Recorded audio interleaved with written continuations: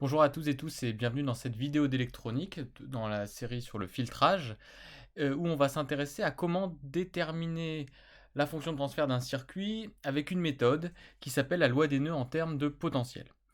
Alors, pourquoi parler de cette méthode? On pourrait étudier tous les circuits à l'aide simplement des lois d'émail, des lois des nœuds et des lois propres à chaque composant, donc U égale RI pour une résistance, I égale CDU sur DT pour un condensateur et U égale LDI sur DT pour une bobine, les trois en convention récepteur. Et a priori, avec juste ces lois-là, on peut résoudre tous les circuits. Sauf que souvent, ça va être fastidieux. Et notamment quand on s'intéresse à trouver une fonction de transfert, c'est-à-dire par exemple ici H, le rapport de la tension de sortie sur la tension d'entrée. Comme le calcul de la fonction de transfert ne fait intervenir qu'un rapport de tension, on aime bien se débarrasser rapidement des courants dans les calculs, pour ne faire apparaître que des tensions, et donc calculer facilement la fonction de transfert. C'est pourquoi, quand on a des circuits simples, du type par exemple le filtre RC, on fait souvent appel à une loi qui n'est pas directement une loi des mailles, une loi des nœuds, ou une relation constitutive d'un circuit, c'est on fait appel à la loi du pont diviseur de tension. Et les filtres simples, qui, par exemple le RC ou le RLC, on arrive à trouver leur fonction de transfert en appliquant un pont diviseur, et c'est relativement rapide et ça ne fait jamais intervenir les courants. Parce qu'en fait, c'est quand on démontre le pont diviseur de tension qu'on a fait appel au courant, mais quand on appelle directement le pont diviseur de tension, les courants disparaissent. Alors le pont diviseur de tension nous aide bien dans un certain nombre de cas, mais quand on s'intéresse à des circuits un peu plus complexes, avec plusieurs mailles, ou à base d'amplificateurs opérationnels, comme celui qu'on va étudier ici, eh bien les ponts diviseurs ne fonctionnent pas toujours. Et si on ne veut pas commencer à rentrer dans des calculs extrêmement laborieux et au sein desquels on risque de se perdre, il y a une loi qui est très pratique, c'est la loi des nœuds en termes de potentiel. Alors en fait, c'est pas une nouvelle loi, vous allez voir qu'on va ne faire qu'appliquer les lois habituelles, mais on va le faire dans un certain ordre bien pratique qui va nous permettre rapidement de se débarrasser des courants et de ne travailler qu'avec des tensions. Alors, voici donc l'objectif de cette vidéo, c'est comment déterminer la fonction de transfert de ce montage, comment calculer Vs sur Ve. On voit ici qu'il y a un nœud très important, et de ce nœud, il est clair qu'on va devoir appliquer une loi des nœuds, donc on va l'écrire, et puis il y a un deuxième nœud ici important, qu'on va étudier aussi, et on va voir comment en appliquant tout de suite la loi des nœuds à ces endroits-là, et en transformant cette loi des nœuds en faisant intervenir des tensions, on va pouvoir résoudre l'exercice assez rapidement. Alors voyons ça. Alors j'ai redessiné ici le montage, et donc on va s'intéresser au point que j'appelle ici le point A. Le point A, on va nommer tous les courants qui arrivent au niveau du point A. Donc par exemple I1, ce courant-là.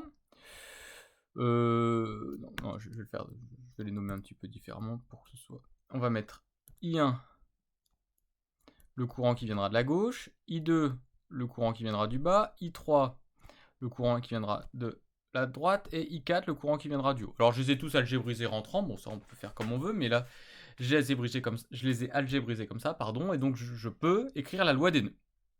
Donc I1 plus I2 plus I3 plus I4 ici est égal à 0. Alors je vais mettre en régime sinus, donc on va pas travailler avec les signaux complexes associés. La somme des courants rentrant dans le nœud est égale à 0, ça c'est l'écriture de la loi des nœuds. Et tout de suite, je vais essayer de me débarrasser de ces courants pour ne travailler qu'avec des tensions pour rendre le calcul de la fonction de transfert plus facile. Alors pour me débarrasser des courants, je vais nommer en convention récepteur les tensions aux bornes des composants qui sont parcourus par I1, I2, I3, I4. Alors, je décide de les appeler U1, U2, U3, U4. Et bah, par application de la notion d'impédance, je peux dire que I1, c'est U1 divisé par R1, puisque U1, c'est la tension bande de R1. I2, bah, de la même manière, c'est la tension U2 divisée par R2. I3, c'est la tension U3 divisée par l'impédance de C2. Comme je suis en régime complexe ici, je peux dire que U égale ZI, U3 égale ZI3 avec Z l'impédance de la capacité 2. Et I4, je peux dire de la même manière que c'est U4 sur l'impédance de C1. Et vous voyez, en passant de cette première ligne à la deuxième, j'ai déjà fait disparaître les courants. Alors au prix de faire apparaître énormément de tension. Et n'oublions pas qu'en électronique, une tension, c'est une différence de potentiel. Alors je rappelle qu'un potentiel, c'est un nombre qui est défini en tout point ici du circuit. Donc là, vous avez un certain potentiel. En A, il y a un certain potentiel aussi. Il y a ici aussi un certain potentiel. Ici, un certain potentiel. Là également. Et ici, nous avons la masse. C'est le potentiel V égale 0. Et une tension, quand on dessine une flèche, comme ici VS, c'est la différence entre le potentiel qui est ici et le potentiel qui est ici en bas. Alors on remarque quelque chose d'intéressant. Comme il y a une différence de potentiel VS entre la masse et le point ici, bah ça veut dire que ce point ici est au potentiel VS. Puisque comme ça, on va avoir VS moins 0 quand on fait la différence de potentiel, ce qui donne bien la tension VS. De la même manière, ici, je vais avoir le potentiel VE en entrée. Ici, j'appelle le potentiel de la patte plus V+, et on voit que ce fil est directement relié à la masse, donc il vaut 0.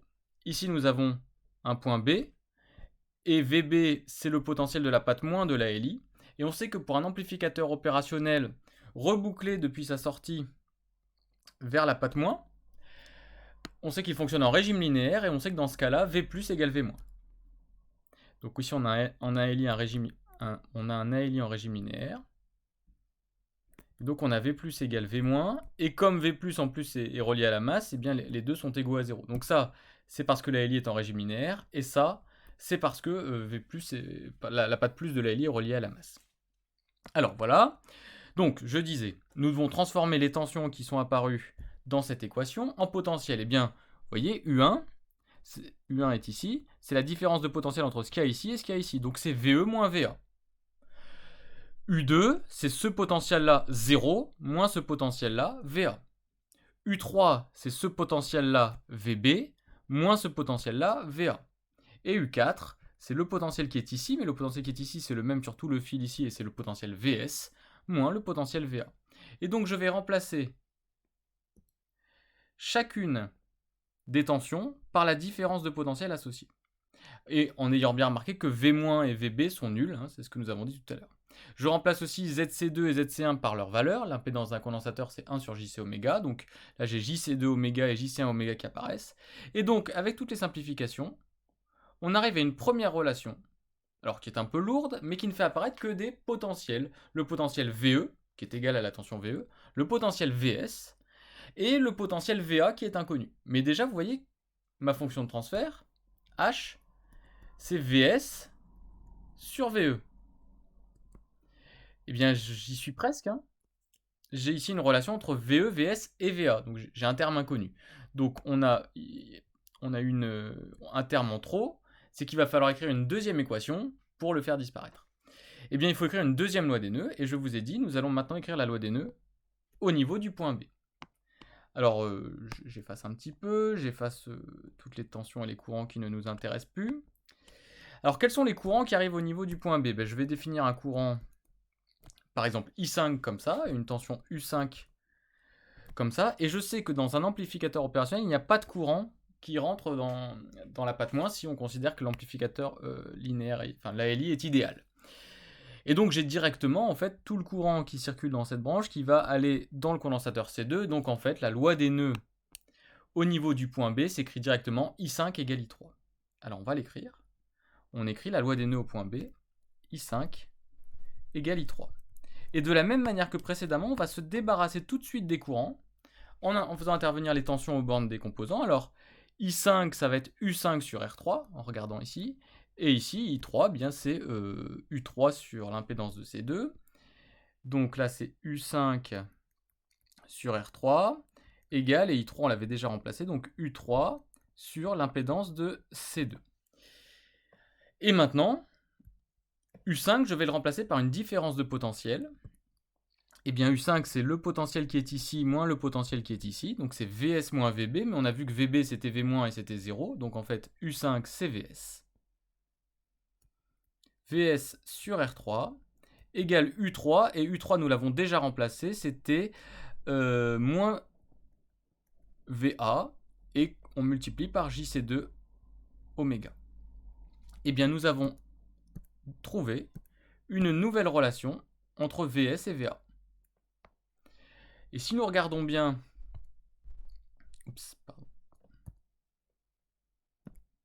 ces deux équations, celle-ci et celle-ci, eh bien, je vais pouvoir me servir d'une des deux pour me débarrasser de VA et trouver VS sur VE juste maintenant par manipulation algébrique de ces deux relations. Et en fait, maintenant, c'est terminé, si vous voulez. On a écrit toute la physique, ce n'est plus que du calcul à faire, donc on va le présenter rapidement. Il y a plusieurs manières de faire.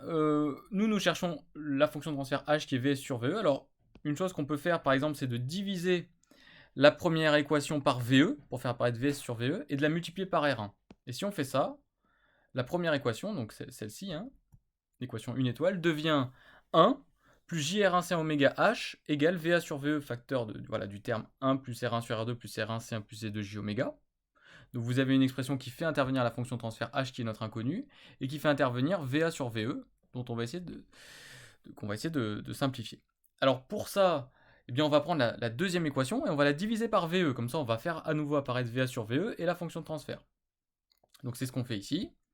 La fonction de transfert ici apparaît, et là VE apparaît. Et là, alors il y a on peut faire plusieurs choses. On peut par exemple faire le quotient de cette équation par cette équation. Et l'avantage, c'est que ça va faire disparaître VA sur VE, et donc VA. Et on n'aura plus que comme inconnu H.